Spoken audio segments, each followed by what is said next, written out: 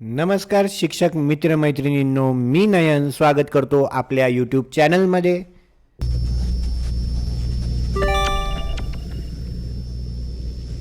मी काल एक व्हिडिओ टाकला होता ज्यामध्ये स्कूल प्रोफाईल फॅसिलिटीज हे मॉड्यूल कसं सर्टिफाय करायचं त्याबद्दल माहिती सांगितली होती.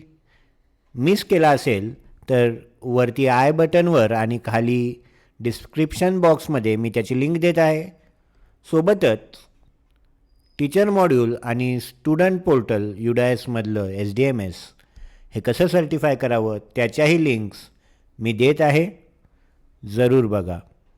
पण स्कूल पोर्टल अर्थात स्कूल प्रोफाईल अँड फॅसिलिटीज हे मॉड्यूल सर्टिफाय करताना बऱ्याच माझ्या मित्रमैत्रिणींना अडचणी येत आहेत, एरर्स येत आहेत.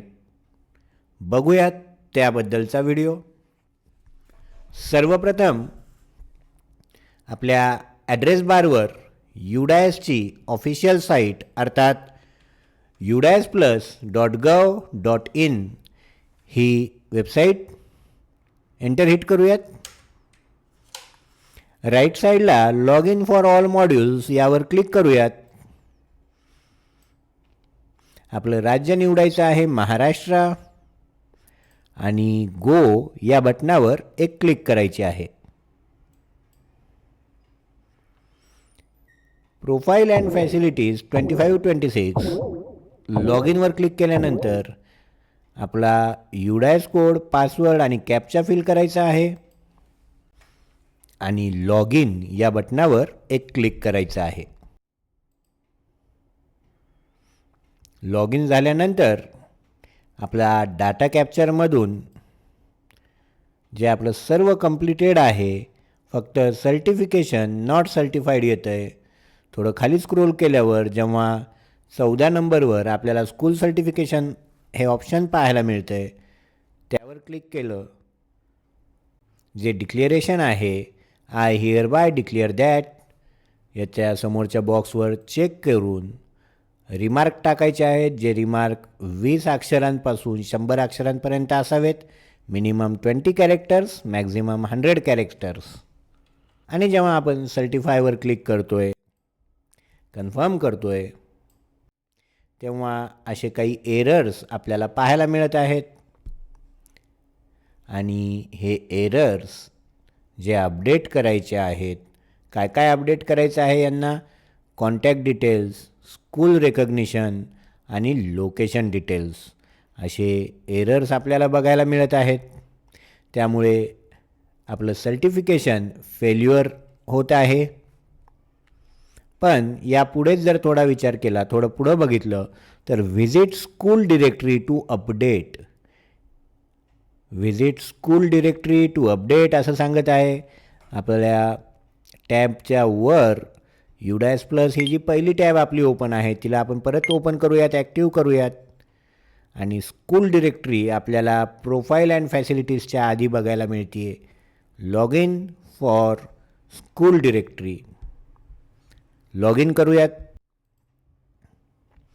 UDAS कोड आणि तोच पासवर्ड आपल्याला इथे टाकायचा आहे. कॅप्चा कोड फिल करायचा आहे आणि लॉग इन या बटनावर क्लिक करायचं आहे. हे लॉग इन झाल्यानंतर आपल्याला पाहायला मिळतं आहे कॉन्टॅक्ट डिटेल्स इनकम्प्लीट आहेत, लोकेशन डिटेल्स इनकम्प्लीट आहेत. ॲडिशनल डिटेल्सबद्दल आपण थोड्या वेळाने बघूयात. सध्याच कॉन्टॅक्ट डिटेल्स व्ह्यूवर क्लिक करून आपल्याला अपडेट करायचे आहेत.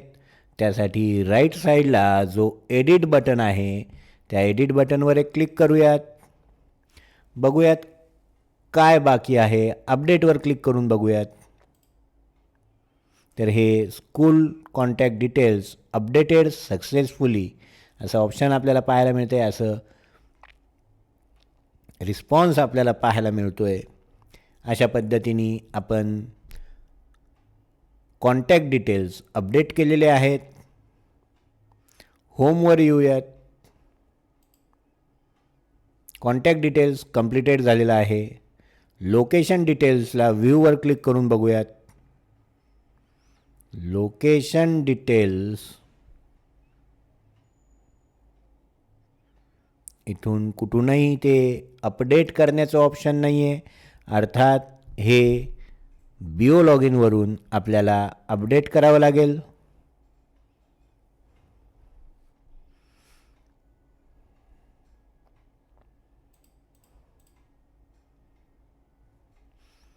पुन्हा होमवर येऊयात आणि ॲडिशनल डिटेल्स या व्ह्यूवर क्लिक करून बघितल्यावर इथेसुद्धा हे एडिट बटन आपण यूज करू शकत नाही आहोत, ज्यामध्ये आपल्याला रेकग्निशन डिटेल्स हे इथून पाहायला मिळतील. रेकग्निशनबद्दलची सर्व माहिती. तर हे रेकग्निशन डिटेल्ससुद्धा आपल्या स्तरावर एडिट होत नाहीत, त्यामुळे आपल्या वरील म्हणजेच BEO किंवा एज्युकेशन ऑफिसर यांच्या लॉगिनवरून आपल्याला हे अपडेट करावे लागतील. जेव्हा आपण हे अपडेट करू, सध्या मी याच्यात फक्त कॉन्टॅक्ट डिटेल्स अपडेट केलेले आहेत.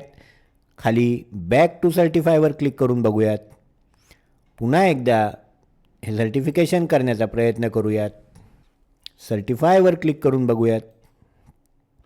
एक कन्फर्मेशन पुन्हा एकदा विचारतं आहे की तुम्ही खरंच याला सर्टिफाय करू इच्छिता का. जर सर्टिफाय केलं तर तरी नंतरसुद्धा आपल्याला डाटा कॅन बी अपडेट करता येऊ शकतो. आपल्याला डाटा नंतर पुन्हा अपडेट करता येतो, पण अशा परिस्थितीत आपल्याला त्याला पुन्हा एकदा रिसर्टिफिकेशन करणं गरजेचं आहे. कन्फर्मवर क्लिक करूयात. जे 3 एरर होते त्यांच्यापैकी एक एरर आपला गेलेला आहे आणि 2 एरर्स अजून बाकी आहेत, जे की लोकेशन डिटेल्स आणि स्कूल रेकग्निशन डिटेल्स.